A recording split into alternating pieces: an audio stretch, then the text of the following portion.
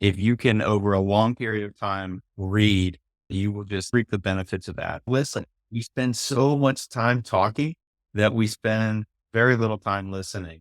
And what's been great for me over my career, whether it's negotiating with a seller, negotiating with a buyer, helping somebody overcome a challenge, understanding where somebody's at in their point of need, it always comes through listening. Take action. Don't wait till tomorrow to do something if you can do it today. But remember, don't take so much action that you're hustling and you're missing life. This is the Fit Investor Podcast, where we talk about how to live a more holistic life of being fit, not only financially, but physically and faithfully. We'll be joined by experts in all these areas to share their experiences and actionable and practical tips so that you can be a fit investor too. So now let's join our hosts, Cale Delaney and Brenna Carls. Welcome, ladies and gentlemen, to another episode of The Fit Investor. I am your host, Cale Delaney, here with Brenna, wishing for some sunshine, Carls. And today our special guest is Steve Cavanaugh. And Steve is a real estate investor since 2003. He owns Southern Maryland Home Buyers, Inc., and he co-founded the Southern Maryland Real Estate Investors Group, which boasted over 1,500 members and consistently met for over 13 years. He also had a coaching program where his students sold over $80 million in real estate projects, boasting nearly 100% success rate. He's also a national speaker, teaching concepts like the art of science and love, LLOV, living life on vacation, which we'll be exploring that. His expertise includes rehabbing, wholesaling, buy and hold, financing, self-storage, and location-independent investing. His renovations have been featured on HGTV, and he won the Think Realty magazine's Best Kitchen Renovation in 2017. He also assisted other investors in developing coaching programs and co-founded Ascend, which is an exclusive mastermind group. He prioritizes a quality of lifestyle, living a semi-retired life in West Palm Beach, Florida, while remotely operating his Maryland businesses.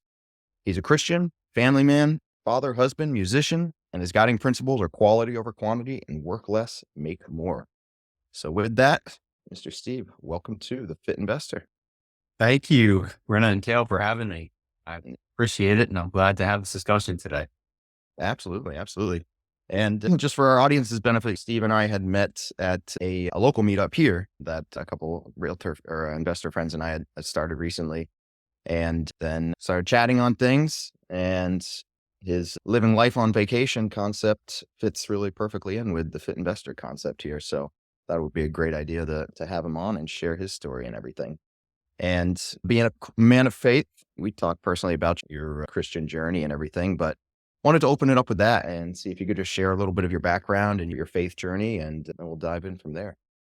Sure, man. Thank you for the introduction. I'm going to get you to actually formally edit my bio because that sounds so much better than anything I think I've previously written. And it was very concise and it was really good. Thank you for that. And it's an honor and a pleasure to be here. Yeah, man, let's open it right up and we'll talk about the faith thing. I can give you my history, but I'm not so sure that would be the best thing to do for your listeners. I think one of the best things that I can think about when I think about my faith is we always have this thing, or maybe your listeners might have this thing where you can really see God's hand in your life when you look back in retrospect. Right. At least I can. Sometimes when we're lost in the day-to-day stuff and we're just getting work done, or we're just going through some things that are good and then some things that are not so good in our daily lives, it can be harder to see that hand of God in our daily lives. But when we look back and we just see all that goodness that has happened, those situations that worked out, maybe when we were going through them, they were tough and they were hard, but they worked out, and they worked out to benefit us, but ultimately to give glory to God. And so I've been so fortunate to have so many things happen to me, not the least of which are my wife and my children, and just for us to be able to live this lifestyle and come down here and it's just been amazing. And if I could really just impart kind of one action item that has to do with my faith onto your listeners and encourage them to do one thing, it would be to really listen to what God wants you to do with your life. And there's a process that I went through to really get that download, so to speak, not in one fell swoop, not overnight. This wasn't one thing that I just started journaling about and it happened, but I went through a process, and the Lord blessed me with this gentleman that's been in my life for about 20 years now. His name is Steve Cook. We were talking about him before we hopped on here. And he founded an organization called Life and Air. It's like millionaire, but it's life instead of million, Life and Air. So check it out. You can Google Life and Air, and he wrote a book called Life and Air. But what he did a long time ago is he took me through a process of developing a vision for my life. And the vision for my life is in all areas of my life. This would be for your lives too, that have everything to do with faith, family, fitness, hobbies, friends, all the things in life that matter apart from money and possessions. Because the idea is that, and the idea, the big idea without getting into the weeds on it, is if you're able to develop a vision for what you want tomorrow, your life to look like, and you're able to spend a lot of time in meditation and listening for what God's telling you he wants your life to look like, and you're able to put down the things that you want to be doing with your family in this ideal life at some point in the future, you can essentially develop who you need to become or what you need to become in order to do those things, whether you're wealthy or whether you live in a cardboard box on the street. And then what you do from that point is just simply work backwards. Many of us, we try to set goals and then we try to run from here to there. This is turning that process on its head. And I hate to compare it to goals because it's not goal setting. Having the vision is paramount, and then goals can help you get there, or at least to get to the waypoints along the way. But having a vision is the most important thing.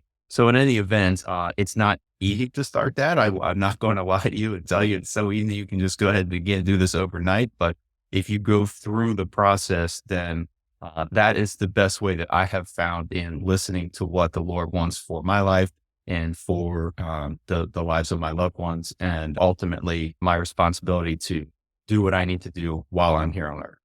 Yeah. We Well, need this is to create a shirt that says, because he's not goal setting, which is cool because, yeah, like goals you can write down and everybody does it at the new year. And since we're in the beginning of the year still, people write down the goals. We need to have a shirt that says goal and then have a line through goal and then put below it life setting, basically, because that's what it seems like that's what he just described is you sit, you pray, you meditate, and you don't set goals, you set your life up for success, which is cool. And you can hear those words, but unless you like really dive into what it means, people just think it's the same thing as goals or what have you that you might have for the next 30 days. But yeah, that's what I got from it. So I thought that's really cool.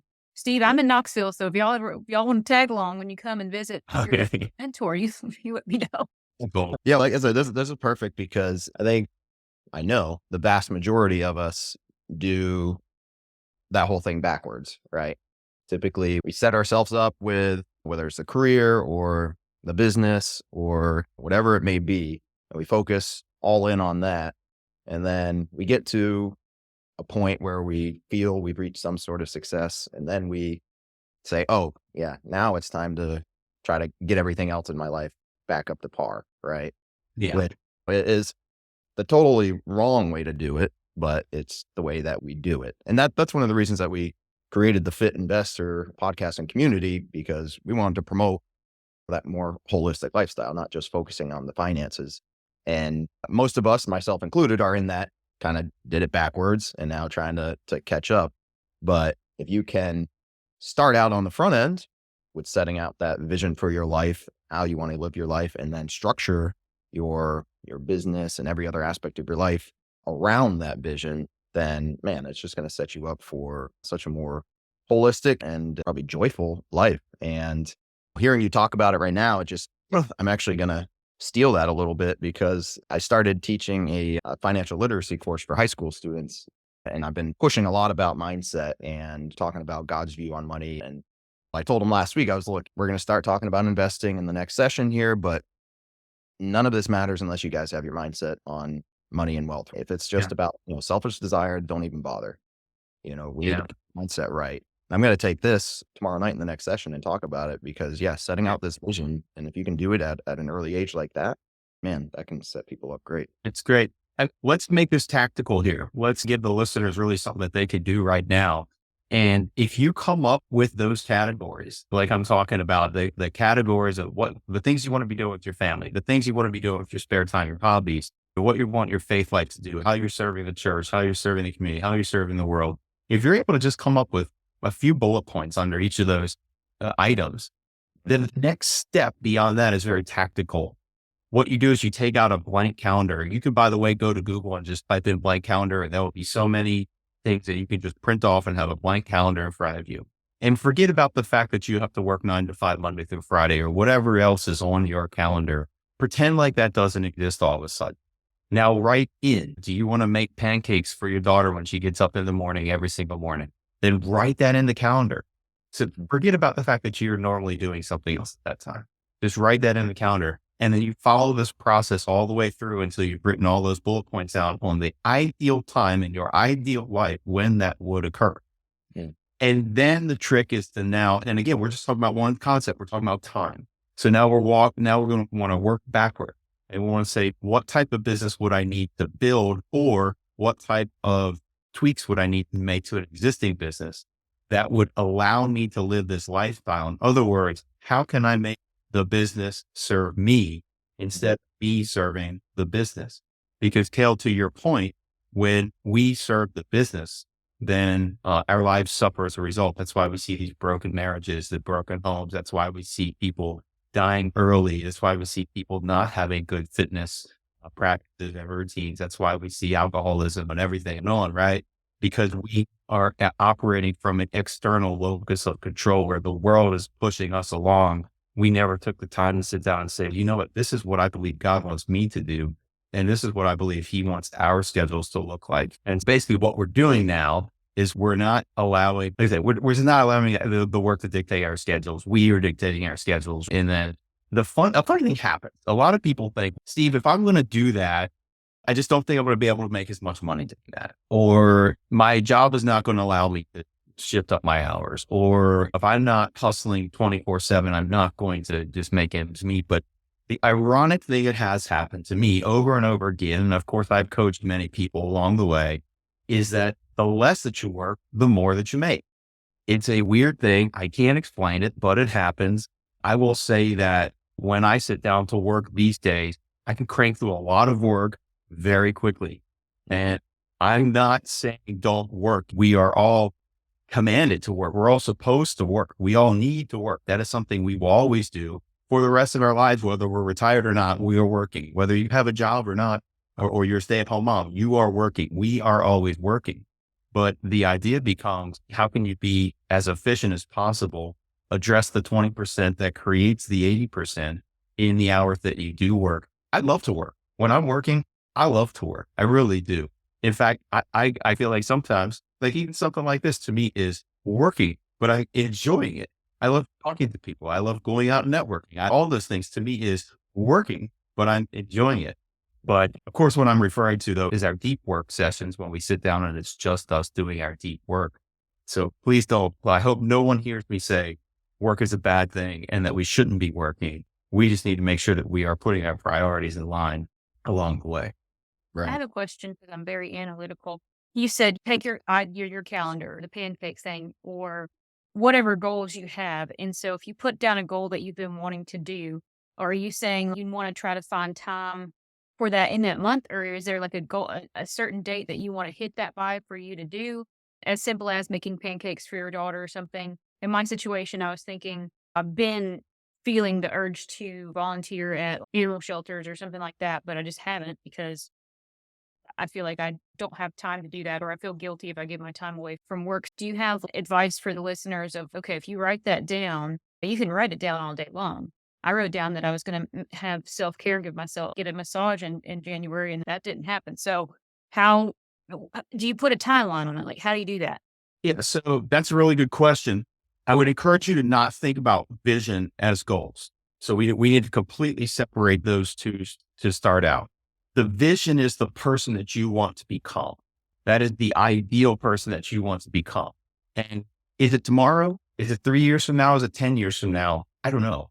I can't answer that question. It's going to be different for everybody. And I would almost recommend not putting a timeline on it. I don't really think that fits what I'm talking about. And then from there, then we can work backwards. For you, in your vision, you dedicate time at the animal shelter. Is that what I'm hearing? Mm-hmm. Okay. So then what you would do working back from that is then you would then create what I hesitate to call a goal that's going to help you get there. So to me, the first goal or action item, even, which is probably a better way to put it, would be to pick up the phone and call the local animal shelter. So that would be what you write down on your to-do list today. That would be what you do after we're done with this call today. But that's ultimately is going to get you to that point where you are stepping into that part of your vision. Now, what you'll find is that ultimately you will be living all these parts of your vision or 90% of it. But maybe for the first year, you're only doing the animal shelter thing and you're not doing anything else that's in your vision. And all that's okay as long as you're actively working towards it. But the idea is to create that compelling vision that, again, that has been that you have heard from the Lord that is what you should be doing with your life. It's the download from God is the crude way to say it that I think about it anyway. And then working backwards. So that should pull you toward. I think it's hard for people because, and I think I can speak for Kale too, or any of us, because people that have been successful in this, we are constantly working every single day and we have goals. It's, I'm going to do this. I'm going to do this. I'm going to do this. And we break through walls and we do it. But it is so hard for me I even said not goal setting, but life setting, but I still can't get out of the mentality of hitting a certain thing at a certain point. I know we don't have enough time to get into that and how we get out of that, but I guess it's going to be hard to figure out for most people that are goal oriented how to get out of that mindset and get into, because of these things that I want to accomplish, what does my life look like? Do you ask yourself, if I did accomplish all those things, what would my life look like? And then start from there. You have to be careful not to live what Tim Ferriss in the 4-Hour Workweek calls the deferred life plan. So that, hey, I'm going to go ahead and hustle for 15 years. And then, you know what, at year 16, I got cancer and I die. It doesn't make sense to defer the ideal life that we want to live because we want to be able to live that life today. Now, I'm not coming against goals. I set goals too. I write them down. I'm a big fan of Brian Tracy. If you've ever read his book on goals, to me, that's like gold standard for setting goals out there. You can also listen to them, read it on audio, which I tend to do every year. That it sets me up right at the beginning. It's good that we're having this podcast here at the beginning of the year because it sets us up right for every year, the Brian Tracy goal stuff. So please don't hear me incorrectly. I'm all for goals. And I'm also about grind as a season, not as a lifestyle. So I don't mind, again, I love working hard when it's on the right thing, time and sufficient work. And there's just some seasons where you have to dig yourself in. There's times throughout the year when I will be working at midnight, but those days are long since past when I did that regularly. Like I said, grind is a season, not a lifestyle. What is the actual challenge that you're perceiving with the goals? And maybe if I can just jump in real quick, maybe this is what's the way I'm thinking about it here is we talk about diets, right? People think about diets and like a diet is a goal, right? I'm going to be on this diet for whatever it is, 60 days, 90 days. And then what happens and why do diets fail? Because they're restrictive. Maybe not, but because maybe you reach that goal if you do. And then what? You go back to the way you were before because you haven't made it a lifestyle versus the vision. The vision is making your eating habits, if we're going to follow that analogy, making your eating habits a lifestyle. So it's not a diet that I have an end game of 30 to 60 days, whatever it is, where I'm going to do this and then go back to what I used to do. I'm going to change my habits, change my actions on a daily basis and make it a lifestyle. And that is the vision. I guess that's just how I'm making. I think that's a really good example because okay, when I say restrictive, Kale, it's the same thing Steve is talking about. Don't try to do all this stuff just to think it out, meditate, pray about your vision because, okay, I do see these people that do 90-day challenges, which I couldn't do. I couldn't do what they're doing because they like cut out bread. And I'm like, that's a sin, I think, but in itself, but like doing that. And then they're like, I'm going to drink a gallon a day. I'm cutting out bread. I'm cutting out all sugars. And if you do all of that at once, your body's going to be like, whoa, like if it's not, and you can't sustain something like that. You have to build that lifestyle in food. It's clicking for me that you can't just do it all at once. You kind of have to take baby steps and just do it and make it a lifestyle. Steve, you coach people too, right? I sure do. Yeah. I've coached now for, would say 16 years or so. I started out coaching people in the single family residential fix and flip game. And That's what Kale was talking about on the way in. And then when I moved down here permanently to Florida in 2017, I began to transition away from teaching a local coaching model back in Maryland, where I'm from. And I transitioned to a nationwide model where I linked up with a friend of mine and we put together a mastermind that we called Ascend. And we've had that now going for since I guess we formally kicked it off in 2019. But yeah, and that's people who already have operating businesses. And what we found is that it went from rehabbing houses to rehabbing lives. And so to help people with the brokenness that comes from pulling the business over top of themselves and things of that nature. But yeah, but once we're all able to grow from that, it's really amazing the amount of deals that we can do together and help each other really build our businesses. But while we're helping each other build amazing lives. Right. Why do you, especially with your experience and working with people over the years, why do you think it is that we, and I think to some degree, maybe it's more so in Western society, Western culture, but why do you think it's so hard for us to do things the right way? Why do you think it's so hard for us to really hear God and what God's vision or plan for our life is and put that into action versus what society tells us that we should be putting into action, which is that follow those financial goals, right? Make the money. Why do you think it's so hard for us to get over that? Man, I don't know. That's a really good question. And I'm not sure I have a great answer for that, but I think that we live in a world that's ever increasingly distracting. And yeah, just when you think you're safe from the distractions, another distraction comes in from the side and next thing you know, you're caught up in it. Not the least of which is owning a business and keeping up with all the IRS stuff and the taxes that's just, we're just talking about one thing there. The answer, Kale, the IRS. That's the answer to Yeah. your Yeah, question. I mean, you know, I hired 87,000 agents or whatever, coming to your front door. It's like the worst scary movie ever. Okay. Or maybe another way to phrase it, and again, just honing in on your experience and coaching people is like, what are some of the most common maybe objections or hurdles that people need to get over to start reshaping their life? Well, so that's an easier question for me to answer because I've been down that path many times. And I think the hardest concept for people to get their minds around is we've already talked about getting over the goal mindset, which is I'm here today and I want to get there tomorrow. With the vision mindset is this is where I want to be tomorrow now. Let me back map to today from there. So it's that kind of reverse way that it works it's tricky. And with that being said, many people, when I just described the calendar exercise 5 minutes ago, 10 minutes ago, when we talked about it, most people are unable to do that exercise. Because even when they say, hey, put out what you're currently doing, put it completely out of your mind, they sit down with a blank calendar and they start to write things in. And so almost subconsciously, they're thinking, oh, no, I can't write that in there because that's my monthly whatever. Mm-hmm. So then they don't. So they allow the circumstances of today to dictate their circumstances in an ideal life tomorrow.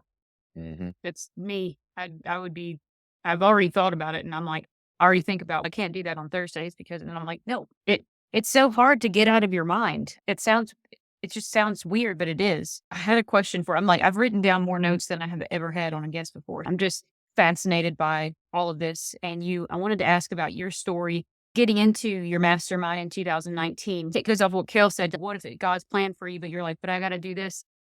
I think all of us have been spoken to by God saying, this is what you need to do.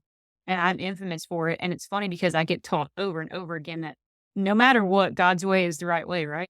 But then I'm like, I'm scared because I have to do this. But I'm scared because what if this happens?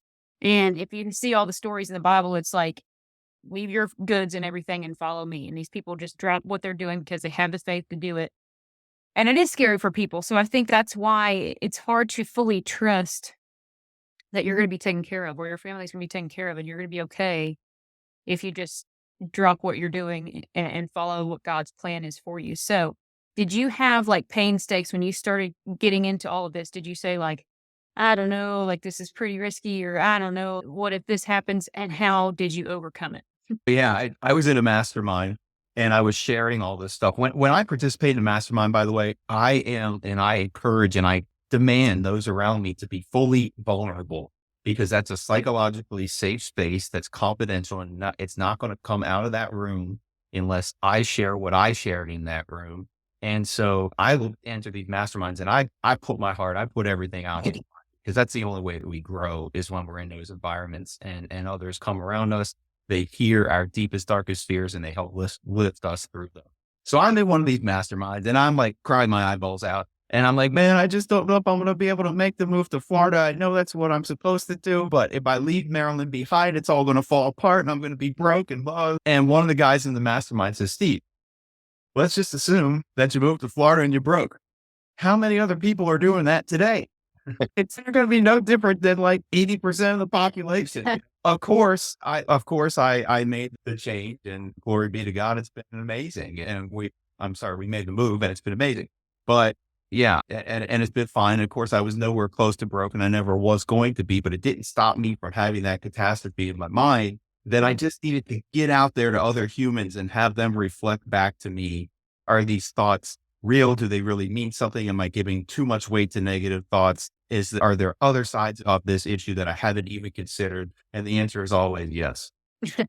Let me ask you that. What made you choose Florida? I would The choose quick- it, but I'm just wondering. Yeah, the quick story is my wife is from Long Island, New York. All great Long Island, New Yorkers. Eventually they retire, and when they retire, they move to Southeast Florida. So anyway, my wife's parents got a condo when they retired in Jupiter, Florida, on the southeast coast here.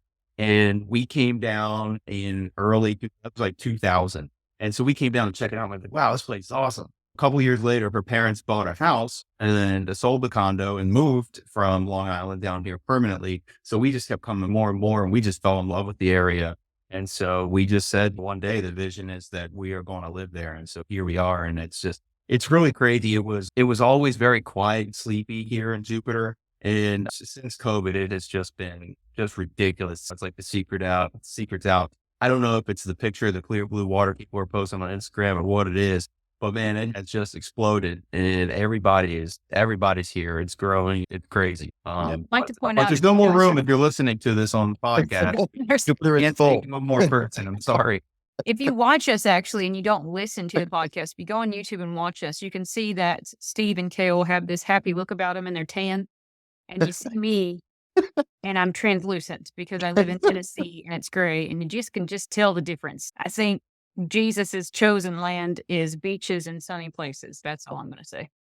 There are very nice people here. I tell you what, man, where I'm from in Maryland, people just aren't as nice. But down here, it's great, man. I love it. I wave to all my neighbors every day. It's a great way to live. Everybody's supposed to reaching out of your door and hoping they don't see your hand, get your mail. So this is good. This is cool. This life in air, live life on vacation concept. So let's dive into it for you a little bit, Steve. So obviously part of your vision was moving to Florida, being able to run your businesses remotely and everything. When it comes to the fitness aspect of this, what was your vision? What is your life like today? And why is fitness an important thing for you? Fitness always has been important to me, at least from the years following college onward. I just joined a local gym and I never really looked back. I actually play the guitar and I went to this small gym and I met the guy who owned it. He said, "Hey man, I've always wanted to learn how to play the guitar. Would you give me guitar lessons if I trained you?" And I had never had a personal trainer before. So I said, "Sure, that's a good barter. Let's do it." So we did it and we became really good friends. Years down the road, we ended up doing some real estate deals together. So it was a great relationship, but that got me hooked on the gym. I remember actually my first rehab property, it was my very first rehab property ever. I bought it. I hired the contractors to go do it. I went over, I saw it, they started and I was like, there's nothing for me to do here. I'm going to go to the gym. And so then I remember warming up that morning and I started with just a walk run on the treadmill and I'm thinking, there's really nothing I can do in their hands to finish this job. If I go over there, I'm just in their way. This is pretty cool. I like this. I'm working out while they're doing the work over there at the house. That's pretty cool. So anyway, the fitness stuff though. And then, so that same guy, he got me into yoga, which was something that I had never done. And so I began practicing yoga. That was probably 18 or 20 years ago. And I did that only once or twice a week. And really, I only have ever really done it once or twice a week. I did I injured my tailbone a number of years ago, and so I was unable to really do too much other than yoga. So during that period, I did yoga about 3 times a week, and that was hardcore, like 90-minute vinyasa yoga and 98 degree heat stuff. But ultimately, in my vision, I've never really had a goal for lifting or anything like that. It's just simply been lift 3 times a week, yoga once or twice a week. This past year and a half, I've taken up pickleball. So I like to play at least once or twice a week for that. And that's been it. Obviously, Kale, I like to do the sauna cold plunge. I've got a date with my wife this afternoon. We're going to go to a spa in Juno Beach where they have the fire and ice room, which is the infrared sauna plus cold plunge. We like to do that together every now and then, just as a nice date to connect. And by the way, that's called blending vision items there too, is when you take something that you want to do and then you combine it with another part of your vision and then you're executing 2 parts of your vision at one time. Very powerful concept. But in any event, that's really it. The only other thing I can say that I've done consistently for a very long, as long as I can remember, is I am a sucker for drinking water. I love to drink water all day long. I don't know anybody else that drinks as much water as I do. I'm not saying any of this to brag. I'm just simply saying I'm thirsty. Oh, How much water do you drink? What's that? How much water do you drink? I drink at least 3 of these a day. This is 32 ounces. 32 ounces. Yeah, I use Nalgene as well. Yeah. I like that because it's easy. It's just easy. These are easy. They're indestructible. I have dropped this thing more times than I can mention. If I lose it, it's not a great big deal. I usually have 3 of these at any given time, so I can wash one while I'm using the other and whatever. I always have a Nalgene with me. If you ever see me anywhere, you'll probably see a Nalgene in my hand, but at least 3 of these. Some days I'll drink 5 of these, and then I'll do those elements sometimes in them. That's what I do, yeah. You Especially said you wash your Nalgene bottles. I'd like to say, That's a gallon bottle. Nice. There you go. he has this huge one that like weighs 15 pounds. We were at a conference together and I needed to take like headache medicine. And I was like, hey, do you have any water? And he was like, here you go. And I literally was like holding it like a child trying to drink out of it. But you said it's a good idea, people, to have more than one Nalgene bottle, like Steve, because he's smart. And I have one and it may get washed once a week. I'm not even going to lie. Yeah, mine don't get washed that often either. No bad, definitely gets washed. Yeah. But water's important. And I don't track how much water I drink. That's why I can't even tell you. But I know for certain I drink at least 3 of these a day, if not more. Right. Well, it's something simple as that, honestly, like that is probably one of the most lacking things for people in general as well. It's just a simple thing of drinking water. You'd be amazed if you actually, and maybe this is a little bit of a challenge for our audience here. If you actually track the amount of water, strictly water that you drink throughout the day, see what it actually is. I think a lot of people would be surprised. I think 99% of the population, if I had to guess, is dehydrated. That's right.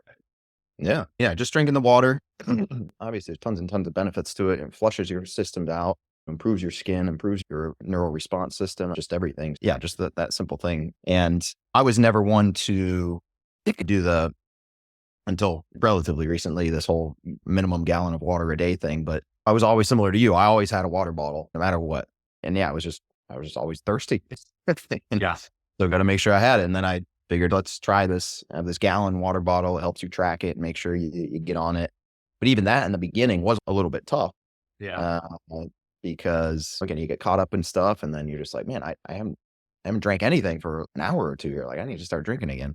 But yeah, that's a little bit of a challenge there for people to start looking at their water intake and maybe focus on that a bit. Hey guys, it's Brenna Carl, CEO and co-founder of The Mortgage Shop.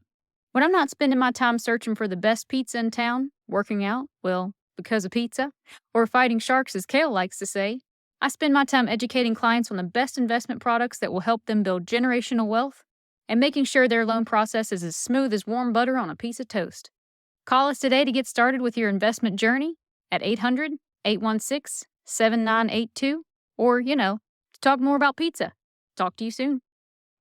I had a question really quick about your mentorship summit you're saying. So you talk about you do the real estate, but do you do inside of that the vision planning and stuff like you and your mentor do? Or is your stuff more so developed towards people already have the vision and they're coming to you to start doing the real estate thing?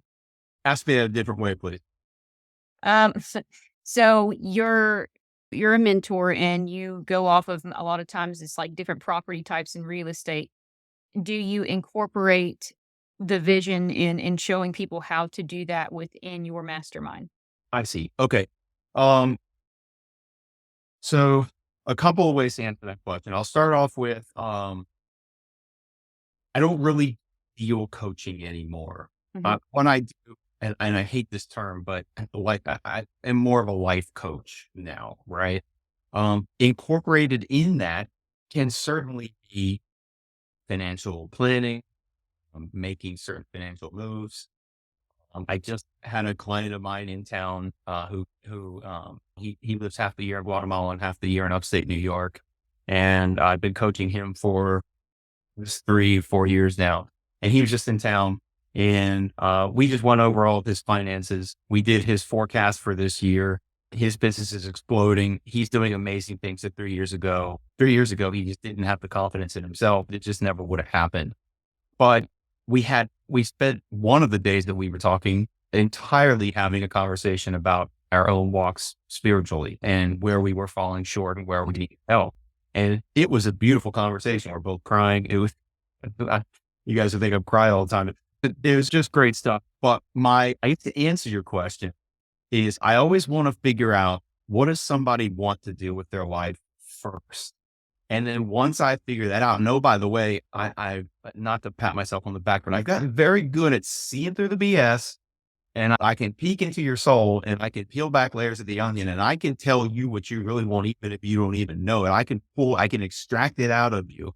And we do that through a process, what I call a deep dive day, which is where I have people fly into town to meet with me for a day.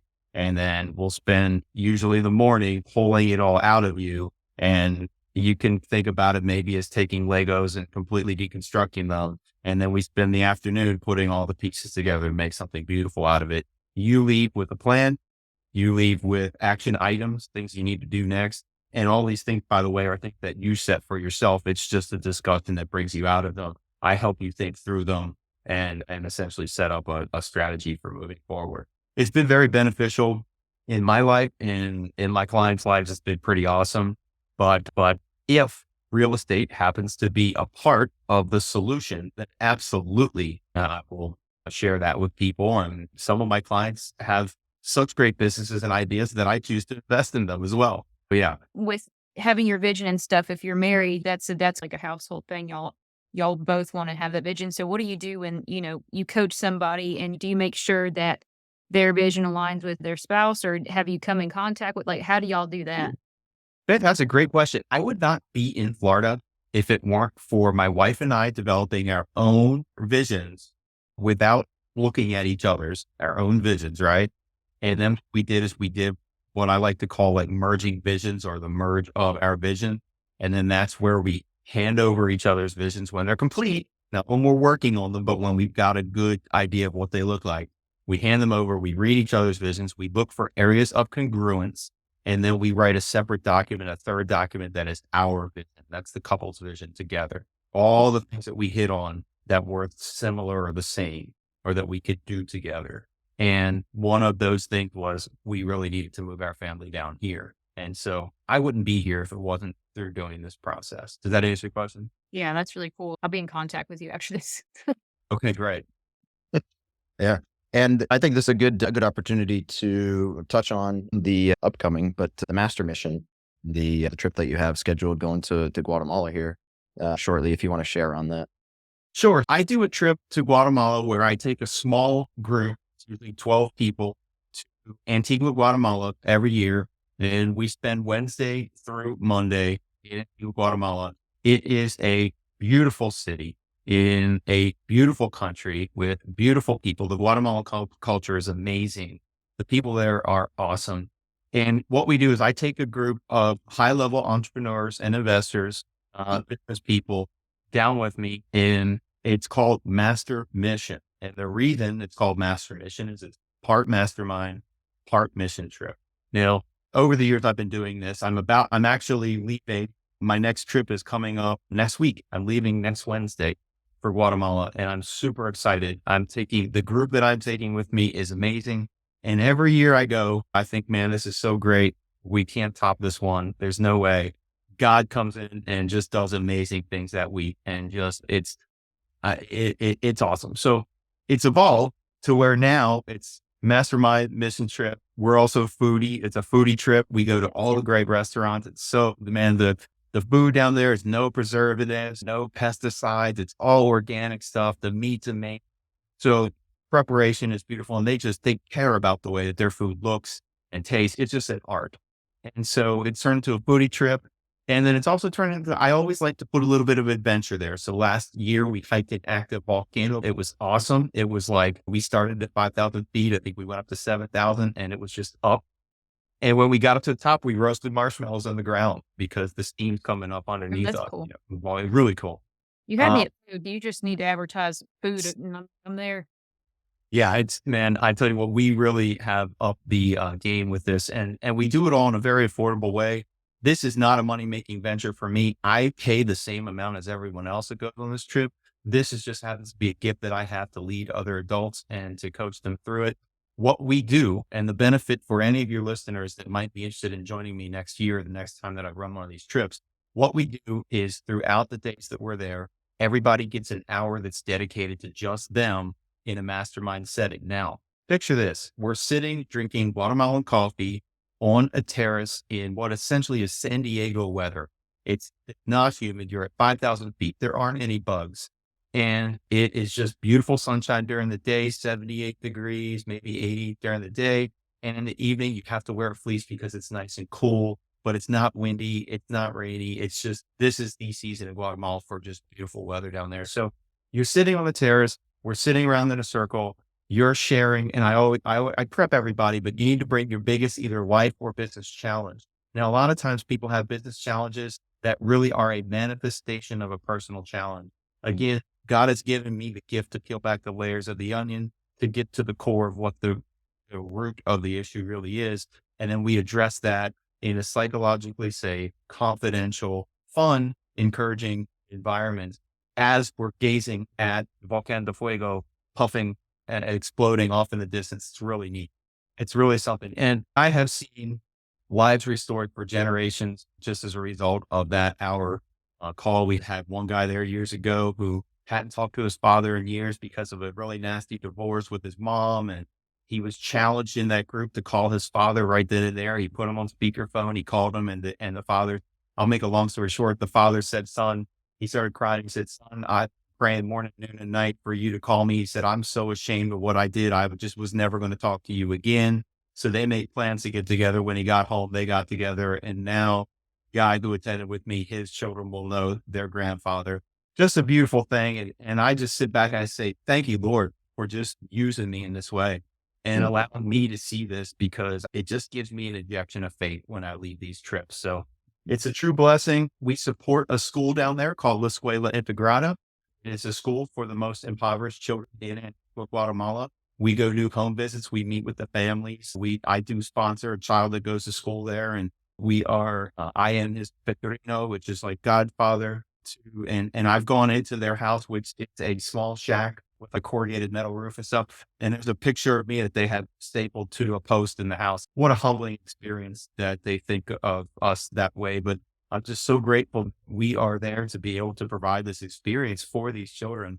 It's just really something. We've done things like build houses and install stoves and all stuff. We've gotten away from that, focusing more really on the relationship that we have with these children and the opportunity that we have to share our faith with them and to encourage them in their schooling and play sports with them. We go and we play soccer with them. They're all very good soccer too. Don't think you're going to go there and score. But in any event, that's Master Mission. And you can find out more about that at mastermission.org. And the organization that puts this together is called We Are Graces. So it's wearegraces.org/master mission is the other website. But no matter what, feel free to reach out to me. You can reach me at steve.cavanaugh@gmail.com is my email address. I'm at Steve Cav on Instagram. So feel free to reach out, and you can find me on Facebook. Yeah, no, I love this. I was telling you, I love this concept, combining the missionary aspect, the serving aspect with the mastermind aspect. Frankly, I don't know why there's not more of these. I guess I'm sure there are more, but it's not, you don't hear about them very much. Yeah, they're not widely known.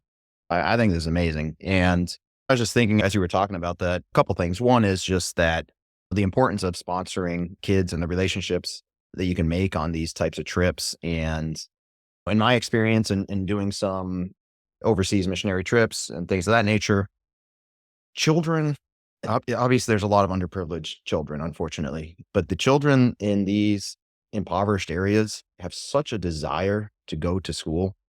It's insane. Like here we complain about going to school. They're begging to go to school. And oftentimes the schooling is not for free. There's some, it might not be very much, but when you're living in poverty, even that is too much to afford. So giving children the opportunity to go to these schools through sponsorships and things of that nature can just be a huge life-changing thing for them in the first place. And then the relationships that you do build over time. I'm looking back right now to, I had done a missionary trip in 2013, so 11 years ago, that just now is starting to come to some fruition in me really being able to give back and help this orphanage that I had worked at for a period. But it was that one event when establishing some relationships and keep in touch over these years, and it's always been on my heart. And now, thank God, I have some ability to, and some means to try to give back and do something. But these trips can be so impactful, not only for you, but for the people that you're trying to help. And gosh, I lost the other thing that I was going to say, but yeah, I can't remember. Well, yeah, like I said, I wouldn't do it. I wouldn't do it if it weren't impactful for me. I do feel like it's a calling for me to lead these. I do feel like I have been given the gift to lead adults, and especially I love my fellow entrepreneurs, investors, business people. And, that's it, man. But I always like to have a nice list because not everybody can go every year. And I do have a good amount of repeats, but just every year, the right people happen to be on the trip, and here we go, Kel, we stay in a really nice Airbnb together. It's huge. Typically we'll get the biggest place that we can find in a gated community. And I mean, in the past, you'll like this too. In the past, we stayed at one that had a pool in the courtyard. It had a sauna downstairs, and it had a huge jacuzzi that we could fill with ice. We didn't end up doing it, but it's possible to do your sauna cold ones there as well. So yeah, it's a fantastic trip, and I'm super excited that I get to go next week. Yeah. Yeah. And you reminded me as you were talking, it was that we know, I think everybody knows this head knowledge about it. And scripture tells us it blatantly. It's better to give than to receive, that we should be serving others. And that's when we experience the most joy. Yet again, we tend to do things backwards and serve ourselves first. But I'm realizing it more and more in my life, and hearing your story and now where you're at in your career and your life, that you're able to give back more. I think we tend to get to that point eventually where we see that all these things that we've been chasing for so long that we thought were going to bring that fulfillment, we finally realize that they don't. And then we finally find what does, which is some way of serving others, whether it's through mission trips or coaching others or teaching others or whatever. But that giving back, that is the thing that ultimately starts bringing us that joy again that I think we so often miss in our everyday lives here in this culture. Tony Robbins talks about the needs of the human spirit, and contribution is one of the higher ones. This for me was actually like an existential crisis. When I moved down here to Florida, I spent a year at the beach in the pool, and it was really cool and everything like that. But then while I felt like had climbed the summit, and I, in my own mind, and in many ways I felt very excited and I was celebrating and it was awesome. But then almost at the same moment, I turned around and I looked and I said, man, what's next? And I went through a lot of soul searching during those, what seemed like very long months, probably 6 months or so. And it went from being elated to depressed. And man, like, what's next for me? And that is about the time when the idea of the mastermind group Ascend and then Master Mission came about, where I thought now it's time to really give back. Now it's time to really contribute. And moving forward, now that I have the wisdom imparted upon me from that experience, I understand, and I believe that it's important for me to sow into people that we should always be contributing along the way. This is the woman that just put the 2 coins in the offering. She was simply doing what she could, and so this is what we should be striving to do, whether we whether we do have the ability to do it or not, Right. we want to be giving back along the way. Yeah. And I believe that we'll reap that harvest tenfold. So anyways, Absolutely. Yeah. And so I think it's awesome. So I encourage people to look up Steve, look up mastermission.org. Like you said, this trip's happening here very shortly, but for next year, it sounds like an awesome opportunity. And really appreciate your time, Steve. Really, really some excellent wisdom here and some things to think about for sure for everyone. So if we can, just to wrap it up, and I know you gave already actionable tips and everything throughout, but if just to summarize, if you can come up with three actionable or practical tips based on what we have discussed to leave our audience with. sure. So that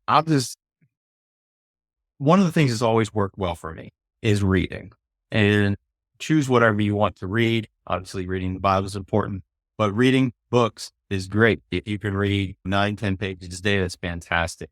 I go through seasons where I read a ton, and then I go through seasons where I read very little. And I'm always beating myself up. Why haven't I been reading lately? But ultimately, if you can over a long period of time read, you will just reap the benefits of that. So that's number one. And with that too, I think it's something that I hadn't thought earlier, but really based off this discussion is read Life and Air, get your vision down. Number two is listen. We spend so much time talking that we spend very little time listening.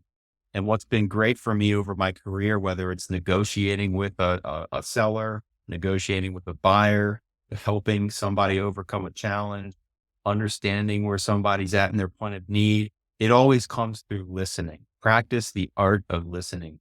Number three, take action. Don't wait till tomorrow to do something if you can do it today. But remember, don't take so much action that you're hustling and you're missing life. I've been taking Spanish lessons, and I had a Spanish teacher ask me, "How has your day been today?" And I said, "Man, it's been very busy today."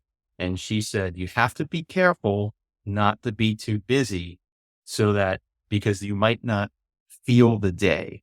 And I thought it was really interesting the way she said that. You have to be careful because you might not feel the day. Think about that. What's your day feel like today? Did you have a busy day yesterday? Did you forget to feel the day? What would it be like if we could feel the day tomorrow? What would it feel like? I thought that was very profound, and it was probably something with the translation or whatever, but it was interesting the way she put that, and I wrote that down. So there you go. Hustle's the season, not a lifestyle. Yeah, there we go. All right. And Brenna, round it off. What's your favorite pizza from where and why? I don't eat pizza. Just kidding. I was like, this, No, I'm so spiritually connected to you until just. I like just regular old pepperoni pizza. There's a place in Jupiter called Zips. Sips. Do you know Zips Town? No. It's a small little Italian place, and up until recently, you could only pay cash in there. It was just like this tiny little place, and they have good pizza there. They have good pizza there, but Brenna, I'll have to tell you, it probably changes from time to time. Yeah, I do like some places I'll go. Like I was in this one time in the mountains in West Virginia, just happened to be like just west of Western Maryland, where I happened to be with a songwriting. I was on a songwriting trip with a buddy of mine, and we went out to it was this little like hippie bar. It was like a brew pub, but they also served pizza, and there's Grateful Dead stuff all over the place. And so we ordered this pizza called Fire on the Mountain, which is of course a famous Grateful Dead song. Yeah. And so it's a pizza with pepperoni. It had banana peppers, sausage, and something else that was spicy. But that was probably one of the best pizzas I've ever had in my life. I wish I'd love to be able to give a shout out to the restaurant. I don't remember what it was, but I tell you what, if I could ever make it back there, that was like the best pizza. It was really good. That's awesome. Yep. Nice. Well, love it. Thank you again so much for your time, Steve. If you can just remind our audience, how can they get in touch with you or find you? Yeah, so probably easiest way is to email me at steve.cavanaugh@gmail.com. My last name is spelled Cavanaughh. I'm on Instagram at Steve Cav. And yeah, you can probably reach out to me from the form on mastermission.org as well. Awesome. Awesome. Love it. There you go, ladies and gentlemen. Be sure to check it out. Be sure to reach out. And we look forward to another episode of The Fit Investor. Thank you. God bless everybody. Bye.